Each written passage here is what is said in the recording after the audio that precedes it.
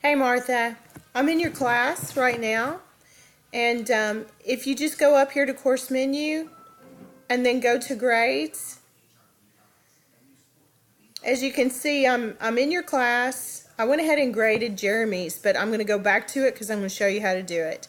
Normally, you would go here and hit grade all, but that's not what I did.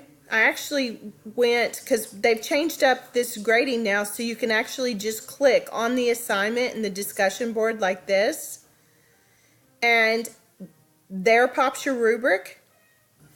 And then down here's where you can put the feedback to learner in the general feedback box. And here's their assignment. This is Caitlin's. I've clicked on Caitlin's assignment already. To go back in and regrade Jeremy's, you're going to have to do it the other way. But if you just click a box and then you hit feedback over here and click feedback, you can put test here. And what you'll do, and I'm moving this up so you can see it, you hit this maximize button right here. When you do that, it makes the whole thing go to a full screen. And as you can see, well, you can't see it because let me pull my little marker down here. See, it makes this publish button come back up.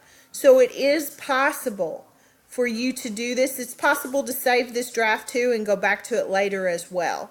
So I just wanted to show you that so you could see it, and let you know also that I did grade Jeremy's. I gave him a perfect score. If you go back in here, you can regrade it. See, and everything's saved that I did. I told him, I said, just in case he sees this, hi Jeremy, I'm testing feedback for grading. So he knows that you're just testing. You can go in and fix this. But if you want to see his assignment here and what I did, you click on this button here and then this pops up again. And again, you're going to have to hit this maximize button before you can see the publish at the bottom of the screen. And since I've already done something here, you're going to have to fix it and hit update. I hope this helps, Martha. But it looks like your publish button is there and you can give feedback. Thanks so much. Bye-bye.